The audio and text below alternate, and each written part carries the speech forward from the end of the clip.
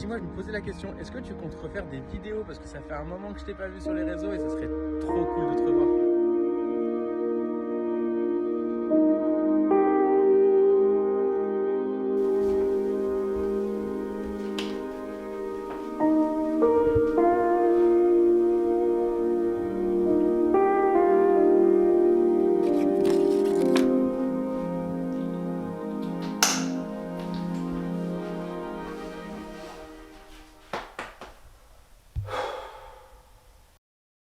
Salut et bienvenue dans Ben et ses jouets.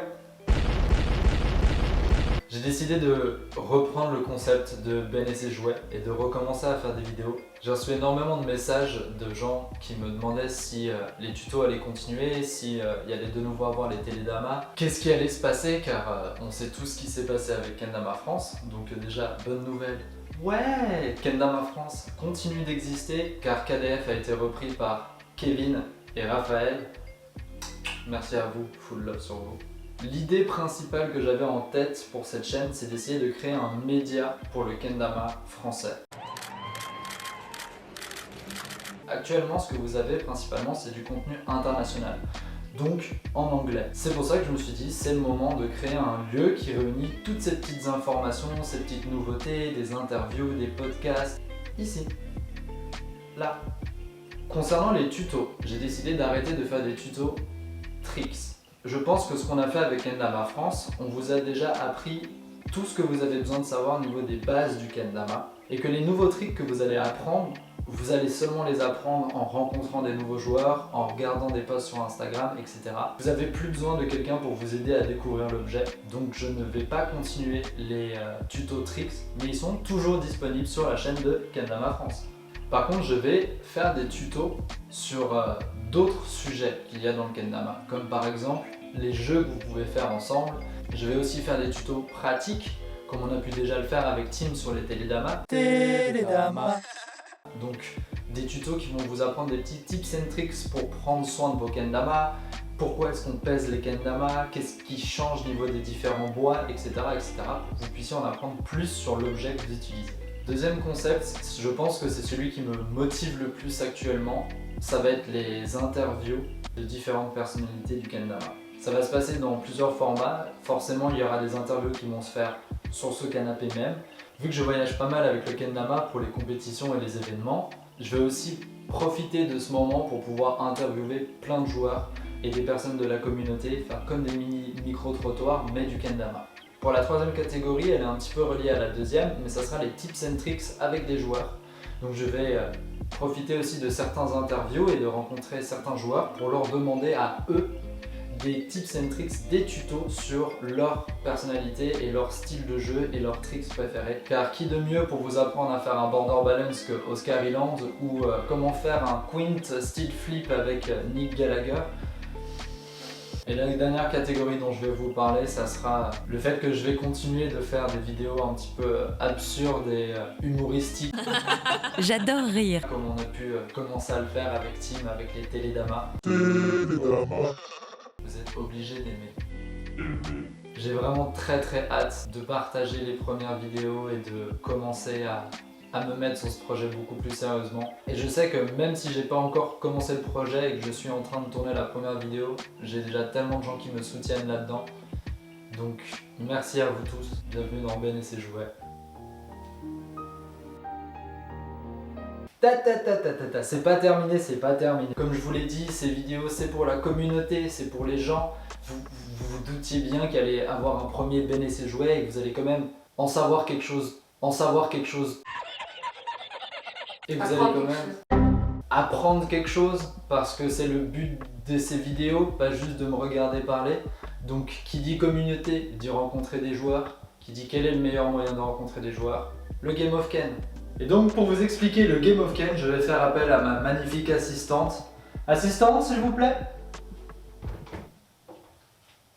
Un tonnerre d'applaudissements pour Rinaria.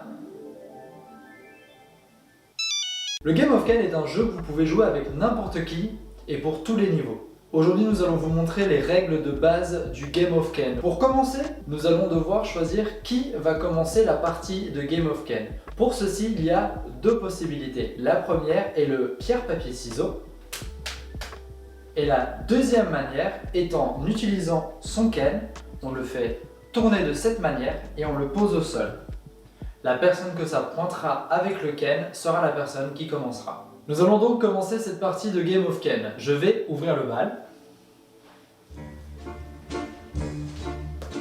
Voici comment ça va se passer. Je vais devoir set un trick. Donc pour set un trick, j'ai un essai pour pouvoir présenter un trick. N'ayant pas réussi mon trick, ça va être au prochain joueur d'imposer quelque chose. Maintenant que le trick est set, ça va être à la défense d'essayer de réussir ce trick. J'ai normalement 3 essais pour pouvoir y arriver. Les règles peuvent changer, ça peut être 1, 2, 3 ou 4 essais, c'est à vous de choisir. Mais principalement, nous faisons 2 ou 3 essais. Je l'ai réussi, donc rien ne se passe et nous continuons la game. Ça va être de nouveau à mon tour de set un trick. Mon trick est set, ça va donc être à Rina d'essayer de le match en 3 essais. Donc après 3 essais, si le trick n'est pas match, vous prenez une lettre. Elle a donc actuellement la lettre K. Le match va se dérouler ainsi jusqu'à ce qu'un des deux joueurs accumule les 3 lettres de K, E, N. C'est alors une fin de match.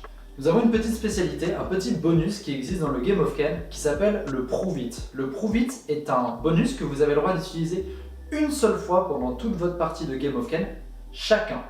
Le Prove It permet à la défense de demander au joueur qui a set le trick de recommencer son trick une deuxième fois.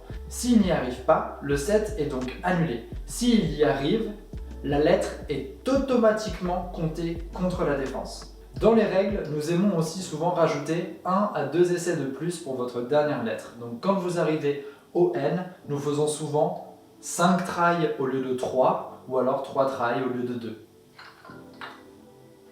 Est-il possible de jouer une Game of Ken à plus que 2? Oui, le Game of Ken est jouable à plusieurs. Il suffit d'appliquer exactement les mêmes règles. Tout le monde se met en cercle. Si une personne set un trick, c'est au groupe complet d'essayer de match le trick. Est-ce qu'il est possible de jouer un Game of Ken contre une personne plus faible ou plus forte que soi? Oui, bien sûr. Par exemple, ce que vous pouvez faire pour vous augmenter le challenge, si je suis la personne plus forte et qu'elle est la personne avec un niveau inférieur, je peux par exemple jouer de ma mauvaise main. Maintenant que vous connaissez les règles de base du Game of Ken, je vous laisse libre recours pour créer vos propres règles et essayer d'avoir un maximum de fun avec ce jeu de base de Kendama. C'est tout pour aujourd'hui, je reviendrai plus tard pour vous apprendre d'autres jeux à faire avec vos Kendama et vos amis, mais pour l'instant, je vous dis à bientôt et j'ai très hâte de continuer cette chaîne et de partager tous ces moments avec vous. Explosion! J'ai galéré au montage, casse les couilles, moi. Je sais pas comment couper. Bisous.